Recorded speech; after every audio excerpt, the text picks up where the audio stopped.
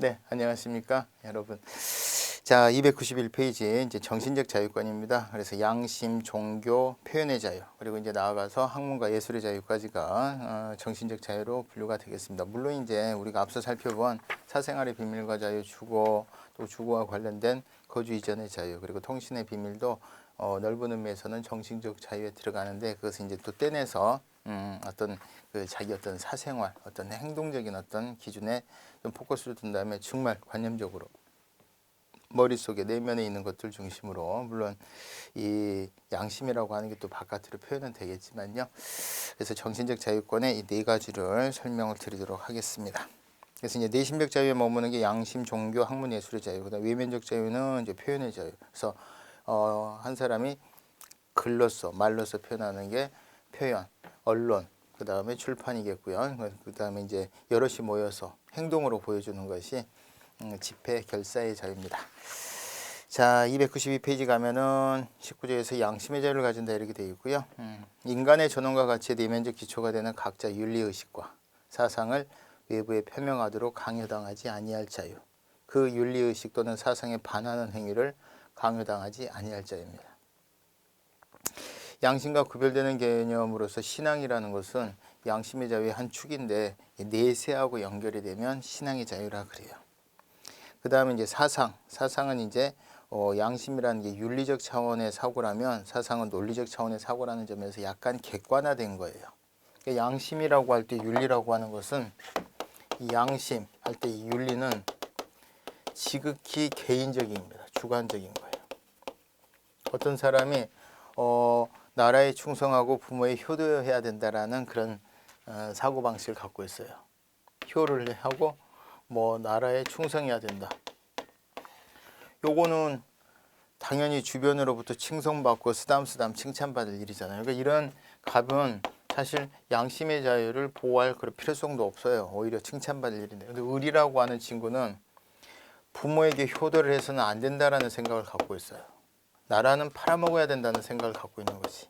자, 이런 친구들은 요게 양심의 자유에서 보호의 대상이 되는 거예요. 좀 아이러니하죠. 왜냐면은 다수의 사람들이 이쪽은 공감을 하고 이쪽은 공감을 안 해요. 그러니까 이쪽은 배척의 대상이 되기 때문에 이렇게 정말 일반적인 사람들의 인식과 다른 생각을 가지고 있는 양심의 자유를 가지고 있는 이 소수를 보호할 필요해서 양심의 자유가 논의가 되는 거예요. 근데 만약에 이것이 이렇게 뭔가 검증이 되고 논리적으로 이렇게 증명이 된다. 자, 이런 것들을 우리가 사상이라고 합니다. 사상은 약간 그 자체가 객관성을 띈 거예요. 그래서 우리가 이거는 논리적인 부분입니다 이렇게 얘기를 한다면, 이거는 지극히 윤리적입니다 라고 할 때 윤리적인 게 여러분들이 착각하시는 게 윤리적으로 아주 착한 애군요, 이게 아니라 이쪽을 생각하셔야 되죠. 정말 일반인들의 어떤 윤리와 전혀 다른 사고방식을 갖고 있는 애들, 그런 애들을 보호하기 위한 것이 양심이에요. 사상이라는 것은 다소 그런 것들은 남에게 설득을 할 때 객관적으로 검증이 될 수 있는 것에 반해서 이건 검증이 되겠습니까? 자, 그래서 사상은 양심보다 넓은 개념이다. 논리적으로 이제 인정되는 거라면은 그 어떤 객관화된 것도 상관이 없어요. 근데 이제 지극히 주관적인 것 중에서는 주관적인 부분에서 보면 요거는 옳지 않은 생각을 갖고 있는 것도 이 윤리에 들어간다는 거. 이 윤리는 지극히 자신만의 윤리예요. 자신만의 윤리. 객관적으로 이렇게 칭송받는 윤리가 아닙니다. 나중에 또 나옵니다. 그 다음에 직업적 양심. 이거는 이제 만약에 판사가 양심에 따라서 재판한다, 국회의원이 양심에 따라서 의정활동을 한다 그럴 때 양심은 이런 지극히 이런 양심이 아니라 국회의원으로서, 법관으로서의 양심을 말한다. 이것을 직업적 양심이라고 합니다. 그게 이제 46조 2항 국회의원은 국가의 이익을 우선하여 양심에 따라 직무를 행한다. 이거는 국회의원으로서의 양심이에요.